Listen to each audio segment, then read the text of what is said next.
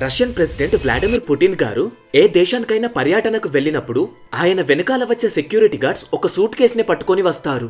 మొన్న రీసెంట్ గా Alaska summit లో ట్రంప్ ని కలవడానికి వెళ్ళినప్పుడు కూడా పుటిన్ గారి వెనకాల ఉన్న ఒక సెక్యూరిటీ గార్డ్ ఈ సూట్ కేసుని పట్టుకొనే కనిపించారు. అయితే అసలు ఈ సూట్ కేసులో ఏముంటుంది?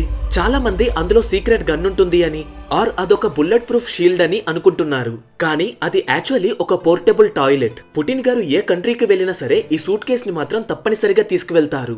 ఎందుకంటే రష్యన్ ప్రెసిడెంట్ వేరే కంట్రీస్ లో పూప్ చేయడానికి గానీ టాయిలెట్ కి గానీ వెళ్ళడు. పుటిన్ గారి సెక్యూరిటీ వాళ్లే ఒక పోర్టబుల్ టాయిలెట్ ని కడతారు.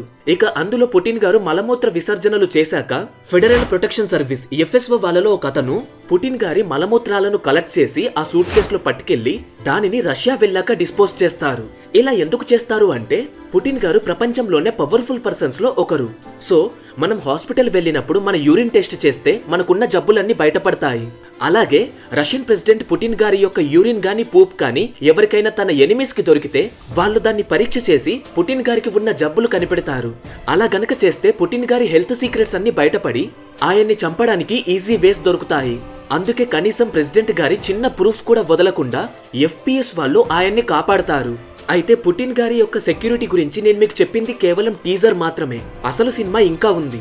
ఆయన సెక్యూరిటీ కోసం ఒక పెద్ద సైన్యమే పనిచేస్తుంది. అసలు ఆయనకెందుకంత సెక్యూరిటీ ఇస్తున్నారు అండ్ సెక్యూరిటీ ఎలా ఇస్తారు? అంత సెక్యూరిటీ ఉన్న పుటిన్ గారు ప్రోటోకాల్ బ్రేక్ చేసి మరీ మోదీ గారికి షేక్ హ్యాండ్ ఇచ్చి తన హైలీ అడ్వాన్స్డ్ అండ్ సెక్యూర్ అయిన సెనాట్ కార్ ని వదిలేసి ఒక నార్మల్ ఫార్చునర్ లో ఎందుకని ప్రయాణించారు?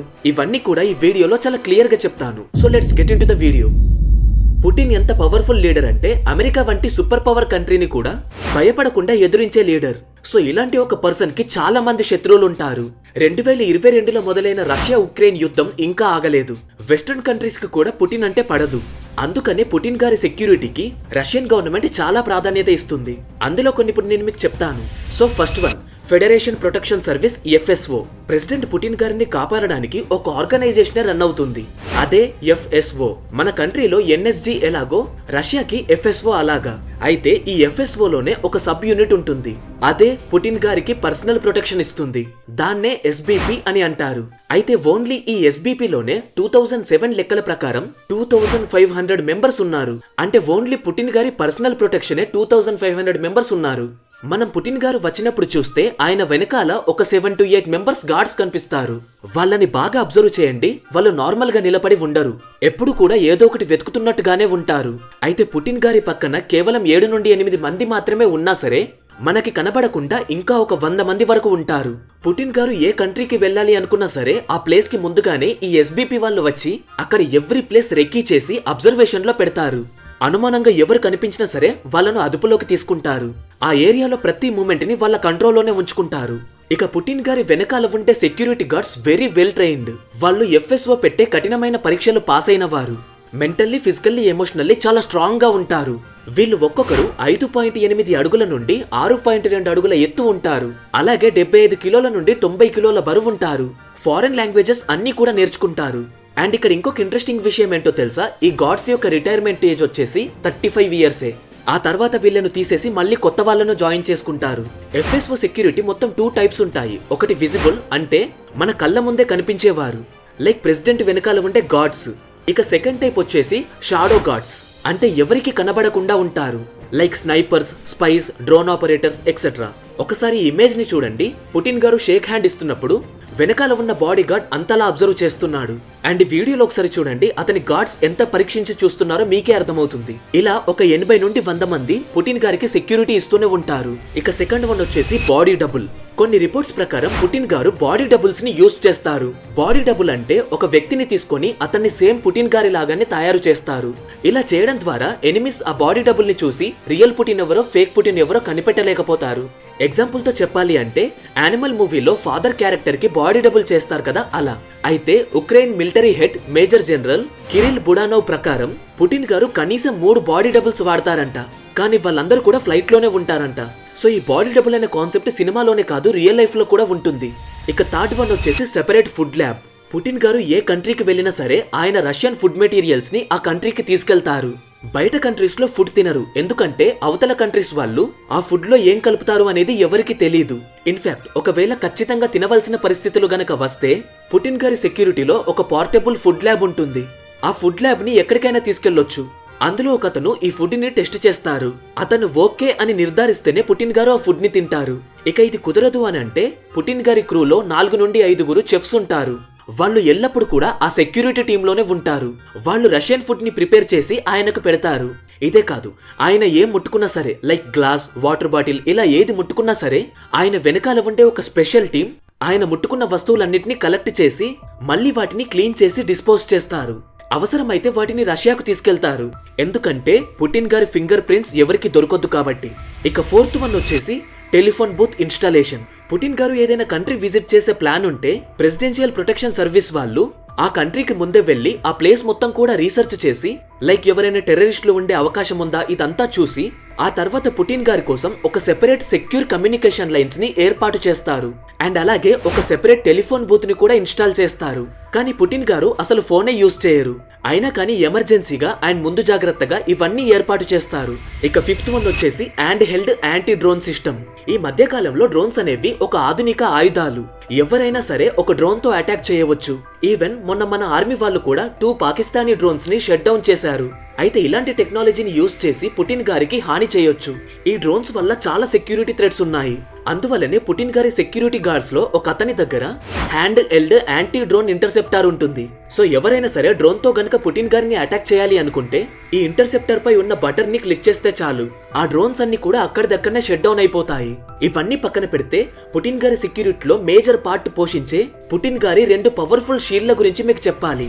అదే 6th one hill private flight. ఈ ప్రైవేట్ ఫ్లైట్ పుటిన్ గారిదే. ఆయన ట్రావెల్ చేసేది ఈ ప్రైవేట్ ఫ్లైట్ లోనే. Illusion IL-96300PU. నేను కూడా ప్రొనౌన్సియేషన్ అదే అనుకుంటున్నాను. కరెక్ట్ కాకపోతే కింద కామెంట్ చేయండి. అయితే దీన్ని ఫ్లయింగ్ ప్లూటాన్ అని కూడా పిలుస్తారు. అయితే ఈ ఫ్లైట్ లో 262 మంది ప్రయాణించవచ్చు.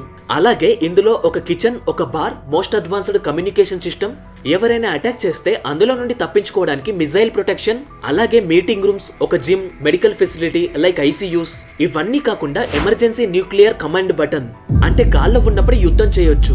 ఇవన్నీ కూడా ఈ ఫ్లైట్ యొక్క ప్రత్యేకతలే. ఈవెన్ ఈ ఫ్లైట్ నాన్ స్టాప్ గా 11,000 కిలోమీటర్స్ వరకు ప్రయాణించగలదు. ఇదే కాదు, ఎమర్జెన్సీ టైంలో బయటపడడానికి పుటిన్ గారికి ఒక బ్యాకప్ జెట్ కూడా ఉంటుంది. అయితే ఈ ఫ్లైట్ లోనే పుటిన్ గారు రోడ్డు మీద వెళ్తున్నప్పుడు కాపాడే ఒక బీస్ట్ కూడా ఉంటుంది. అదే మన 7th one, the RS Senat car.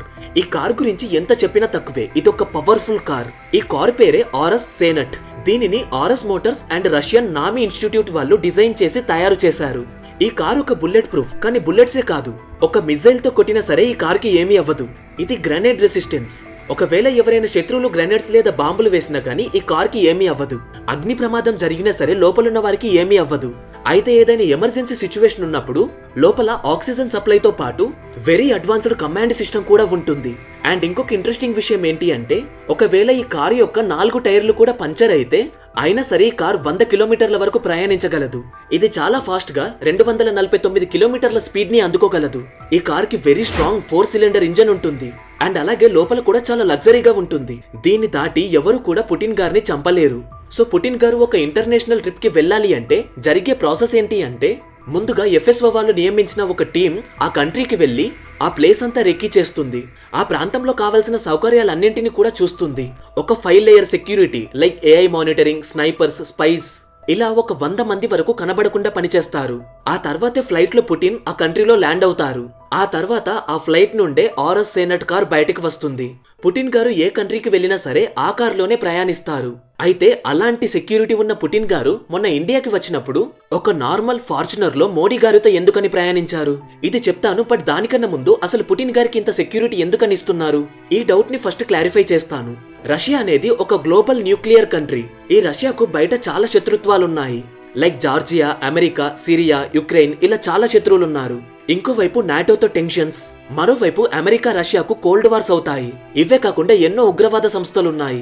అలాంటి గ్రూప్స్ అన్ని కూడా ఇలాంటి ఒక పవర్ఫుల్ పర్సన్ ని గనక చంపితే ఆ ఉగ్రవాద గ్రూప్స్ కి చాలా పవర్స్ వస్తాయి, అందరూ భయపడతారు అని చూస్తారు. ఇవన్నీ కాకుండా పుటిన్ గారి పైన ఇప్పటికే చాలా అటాక్స్ జరిగాయి. లైక్ 2000 లో పుటిన్ గారు అజర్బైజాన్ వెళ్ళినప్పుడు పుటిన్ గారిని చంపుదామని ఎక్స్ప్లోజివ్స్ పట్టుకొని తిరుగుతున్న ఒక టీం ని రష్యన్ ఇంటెలిజెన్స్ టీం అరెస్ట్ చేశారు. మళ్ళీ 2022లో చెంచెన్ అనే రెబల్స్ గ్రూప్ వాళ్ళు మాస్కోలో పుటిన్ గారిని చంపుదామని ప్లాన్ వేశారు. FSO టీం వాళ్ళని కూడా అదుపులోకి తీసుకుంది. ఇక 2008లో ఇరాన్ వెళ్ళినప్పుడు ఎవరో గుర్తు తెలియని వాళ్ళు కాన్వేలో బాంబు పెట్టాము అని బెదిరించారు. వెంటనే సెక్యూరిటీ ఫోర్సెస్ కాన్వాయ్ ని మొత్తం ఆపి తనిఖీలు చేశారు. ఇక 2012లో ఇద్దరు ఉక్రెయిన్ వాళ్ళు పుటిన్ గారు క్యూ అనే ప్రాంతానికి ట్రిప్ కి వెళ్ళినప్పుడు అక్కడ పుటిన్ గారిపై అటాక్ చేద్దాము అని చూశారు. కానీ రష్యన్ ఇంటెలిజెన్స్ ఫోర్స్ వాళ్ళు వాళ్ళిద్దరిని కనిపెట్టారు. అందుకనే పుటిన్ గారికి సెక్యూరిటీ ఫోర్స్ అనేది చాలా అవసరం. ఓన్లీ ఈయనకే కాదు, ఇలా పవర్ఫుల్ పర్సన్ ఎవరికైనా ఇంతే సెక్యూరిటీ ఫోర్స్ ని మెయింటైన్ చేస్తారు. ఈవెన్ ఒక సిచ్యువేషన్ లో గాడ్స్ గనక చనిపోతే స్వయాన పుటిన్ గారే తనను తను కాపాడుకోగలరు. ఎందుకంటే పుటిన్ గారికి మార్షల్ ఆర్ట్స్ లో బ్లాక్ బెల్ట్ ఉంది. ఈవెన్ కేజీబీలో అంటే ఇండియాకు రాయలాగో రష్యా వాళ్ళకి కేజీబీ అలాగా. ఇందులో పుటిన్ గారు 16 సంవత్సరాలు వర్క్ చేశారు. అది కూడా లెఫ్టినెంట్ కల్నల్ లాగా. 1985 నుండి 1990 వరకు జర్మనీలో స్పై లాగా కూడా వర్క్ చేశారు. ఇప్పటికి కూడా తనని తాను మెంటల్ గా అయితే కాపాడుకోగలడు. కానీ ఫిజికల్ గా అయితే కొంచెం కష్టమే. ఎందుకంటే ఆయనకిప్పుడు 70 సంవత్సరాలకు పై వయసు ఉంటుంది. అయితే ఇంత సెక్యూరిటీ ఉండగా మన పుటిన్ గారు ఇండియాకు వస్తే మోదీ గారు అండ్ పుటిన్ గారు ఇద్దరు కూడా ప్రోటోకాల్ ని బ్రేక్ చేసి కలిశారు. ఆయన మోదీ గారిని ఒక బెస్ట్ ఫ్రెండ్ లాగా వచ్చి కలిశారు. ఈవెన్ పుటిన్ గారు తన ఆర్ఎస్ సానెట్ కారులో కాకుండా మోదీ గారితో ఒక నార్మల్ ఫార్చునర్ కారులో ప్రయాణించారు. అసలు తన లైఫ్ ని రిస్క్ చేసి ఇదంతా ఎందుకు చేశారు? ఎందుకంటే దానికి 2 రీజన్స్ ఉన్నాయి. అందులో మొదటిది పుటిన్ గారికి అండ్ రష్యన్ గవర్నమెంట్ కి ఇండియా పైన ఉన్న నమ్మకం. అండ్ అలాగే 2 కంట్రీస్ మధ్య చాలా బలమైన స్నేహం ఉంది. ఈ 2 దేశాల మధ్య ఎన్నో ట్రేడ్స్ జరుగుతున్నాయి. ఇమాజిన్ అంత సెక్యూరిటీ ఉన్న కార్లో తిరిగే వ్యక్తి ఒక నార్మల్ ఫార్చునర్ లో తిరగడం అంటే ఆయనకి మన నేషనల్ సెక్యూరిటీ గార్డ్స్ పైన ఎంత నమ్మకం ఉండి ఉంటుంది. ఇక సెకండ్ రీజన్ వచ్చేసి ఎనిమీస్ ని మ్యానిపులేట్ చేయడానికి. లైక్ పుటిన్ గారు ఆయన కారులోనే వస్తారు అని ఎనిమీస్ అనుకుంటారు. కానీ ఎనిమీస్ ని మ్యానిపులేట్ చేయడానికి ఆయన తన కారులో కాకుండా వేరే కారులో వెళ్లారు. ఎవరైనా సరే రష్యన్ ప్రెసిడెంట్ ఒక నార్మల్ కారులో వస్తున్నాడు అంటే నమ్మరు. ఇది ఎవ్రీ కాన్వేలో ఒక కామన్ పాయింట్. ఇదొక టెక్నిక్ కూడా. ఇలానే కన్ఫ్యూజ్ చేస్తూ ఉంటారు. ఇక్కడ కూడా చూసుకుంటే ఆ ఫార్చునర్ కి ఒకవైపు రష్యన్ ఎఫ్ఎస్ఓ వాళ్ళు ఉంటే ఇంకోవైపు మన ఇండియన్ ఎన్ఎస్జీ కమాండ్స్ ఉన్నారు. సో ఇప్పుడు ఎవరైనా ఈ ఫార్చునర్ ని అటాక్ చేయాలి అని అనుకుంటే వాళ్ళు ప్రపంచంలోనే అత్యంత పవర్ఫుల్ అయిన 2 సెక్యూరిటీ ఫోర్సెస్ ని దాటాలి. ఇవి 2 కూడా వరల్డ్స్ బెస్ట్ ఇంటెలిజెంట్ ఫోర్స్లు. అయితే పుటిన్ గారు ఇండియాకు వచ్చాక ఏమేం డిస్కషన్స్ అయ్యాయి అనుకుంటున్నారు? నాకు తెలిసినవి అయితే ఒకటి రెలోస్ అగ్రిమెంట్ అండ్ ఇంకొకటి వచ్చేసి S-500 డీల్. సో మీరేమనుకుంటున్నారో కింద కామెంట్ చేయండి. లేకపోతే దానిపైన కూడా ఒక లాంగ్ వీడియో కావాలి అనుకున్నా సరే కింద కామెంట్ చేయండి. సో ఇది గైస్ ఇవాళటి వీడియో. మీ కనుక మా వీడియో నచ్చినట్టయితే please do subscribe to the channel. అలాగే వీడియోని లైక్ చేసి షేర్ చేయండి. Thanks for watching.